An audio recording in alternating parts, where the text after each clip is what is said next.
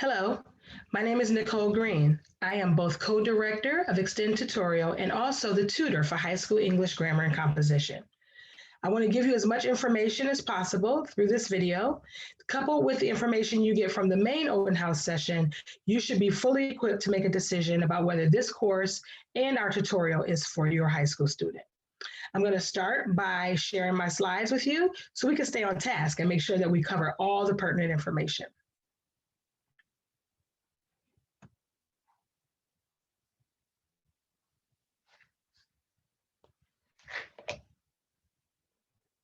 Okay, very first thing we need to know is we need to keep calm and enjoy English class. If your student has gotten to high school and at this point they don't like English, they don't want to do the mechanics and the grammar and all of the usage and go through all of the drudgery that is English grammar, have no fear. I try very hard to have a very engaging and interesting class. We have lots of fun. We play games. We have contests. I like to play games with candy and I toss it across the room, and we do lots of things to make English class as enjoyable as possible. So don't worry about it. Your student will be fine, okay? So again, the class is High School English Grammar and Composition. Let's talk a little bit about me. So I am the wife of my husband for 25 years. I am the mom of 3 homeschooled students. One is a graduate and she is now a sophomore at college. I am 15-year homeschool veteran. I am an author of a book called Homeschool 101. Chart the Course, Enjoy the Journey, where I talk about all things beginning homeschooling. I am also a homeschool consultant. Some of you may know me from interactions with Facebook or other places where we've talked and have consulted for how we can get your journey started. I am also the founder of a new ministry for homeschool moms called Homeschool Mom Pray. If you want more information about Homeschool Mom Pray, be sure to check in with me at another time. So who should take high school English grammar and composition? Well, high school English grammar and composition is for students in grades 9 through 12, and I think my slide says 8 through 12, but I forgot just for a second there that Mrs. Nicole Broadhurst and our classes parallel very well. So unless your student has gone as far as they can in Shirley Grammar and also in IEW, your 8th graders should take classes with Mrs. Broadhurst. However, if you have students who have gone that far and they're 8th grade and you think they're ready for 9th grade, let's talk about it because my class might be the best fit for them. And it goes all the way through 12th grade, okay? So students in grades 8 through 12 who, number one, need to strengthen their foundation in grammar and composition. Some high school students did not get a strong foundation in grammar and composition, and that's okay. That's what we're here for. Also, who enjoy writing and want to do more, and also those who enjoy Mrs. Green's classes, even if they don't enjoy writing. I've had students tell me, I don't really like what you teach, Mrs. Green, but I really want to be in your class. Some students are just not a fan of the day-to-day in and out work of grammar and composition, but we're going to make it as fun as we can. So how should students prepare for high school English grammar and composition? Before the first day of class, they want to assemble all required books and materials. And once we go through the slideshow, I'll show you what those are. You want to make sure your student has learned to type and use Google Docs and Google Slides. So this is how students should prepare. Sometime over the summer, if they don't know how to type, the summer is a good time with no pressure to learn to type. We're going to do all of our papers via Google Docs, and we're going to also have some assignments with Google Slides. So they need to learn how to use those 2 platforms. And when the syllabus goes out in the early part of the summer, I will give you links to tutorials and that kind of thing to teach them how to do that. And then also they want to learn they want to access their eXtend Gmail account and get signed into our Google Classroom. That information will again be forthcoming as the summer approaches. And then they want to complete the summer assignment. There's always a summer assignment for English grammar and composition because there's some groundwork we need to lay before the first day of class. Okay, how should parents prepare for high school English grammar and composition? Before class begins, you want to peruse all required books and materials. For this class, there's not a lot of that, but there is some. So you want to make sure you peruse them and make sure you have no objections. And we say this for every class at this tutorial because we want to make sure parents are okay with and secure with what the materials are that we are using. And in this class in particular, you may find that the level of the grammar book may be something your child is not ready for. So you'll read through the book to make sure that's okay with your child. And then you want to ensure, like I said before, that your student learns to type and use Google Docs and Google Slides. It's not going to be beneficial for them to come into the school year still needing to learn how to use those platforms as we are getting started. And then you want to complete the recommended preparation for parents for use for using eXtend's G Suite application. So you want to get the parent guardian reports and other things so that you know how our G Suite applications work. So what will students do in English grammar and composition? Well, students will learn proper grammar, usage, punctuation, and capitalization. They will learn to communicate effectively in writing.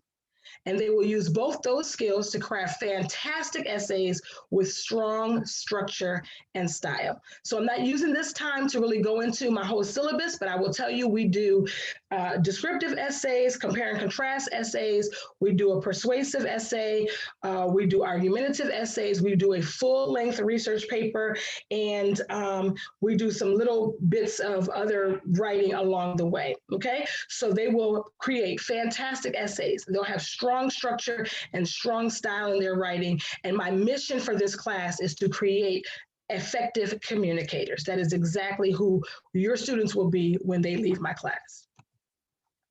So why isn't literature covered in high school English grammar and composition? The simple answer is that it takes every bit of the full 28 weeks that we have with your students for us to cover the essentials of high school grammar and composition. As a result, we do not have time for literature or even vocabulary I've been asked about studies in this class.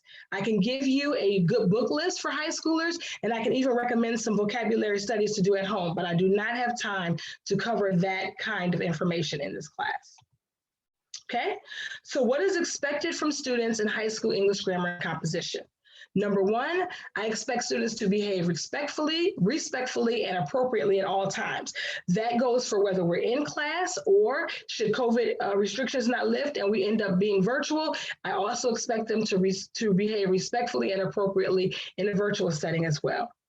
I expect them to come to class each class prepared to learn and participate in the day's discussions. So they need to have all their materials. They need to have any homework that needs to be turned in. They need to be prepared. They need to have a pencil. They need to have their books. They need to have everything they need to be prepared to learn and participate.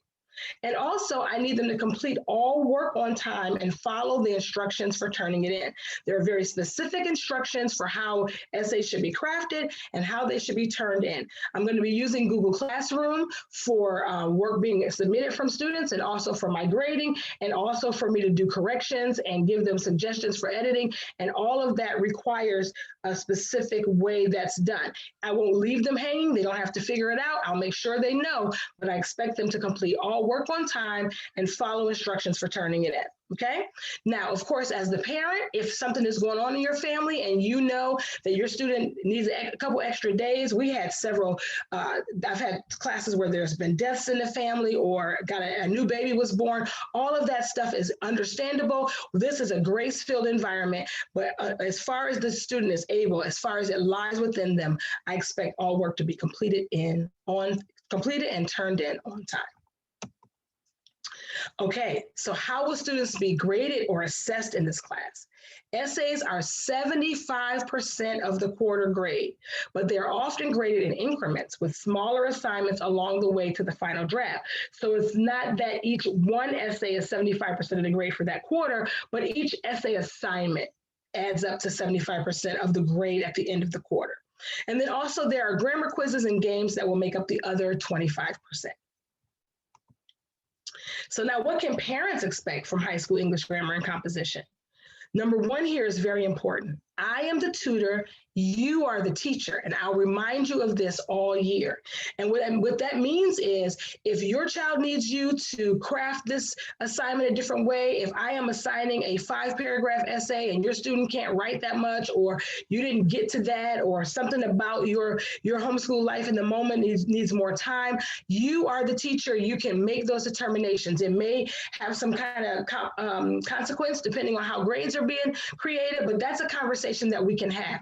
I am partnering with you as the tutor at this tutorial to educate your children in English grammar and composition. Always, always remain in touch with me about any changes that need to be made or anything that's going on in your student's life that will prevent them from working to their potential. You are the teacher. I am the tutor, your partner. Okay. And I remind you of this all year because parents always come and say, oh, Mrs. Green, I'm so sorry, we blah, blah, blah. And that's okay. You are the teacher. All I ask is for communication. And then number 2, your student will have ample opportunity to build and practice skill in grammar and writing. So there is going to be a lot of work, a lot of writing. I don't grade every single little thing nitpicky, and I don't have a score for every little assignment. Some of it is just in the process of building skill, but you can expect that your students will have ample opportunity to build and practice their skill in grammar and writing. So what is expected from parents? I want you to ensure that your student is working to their potential.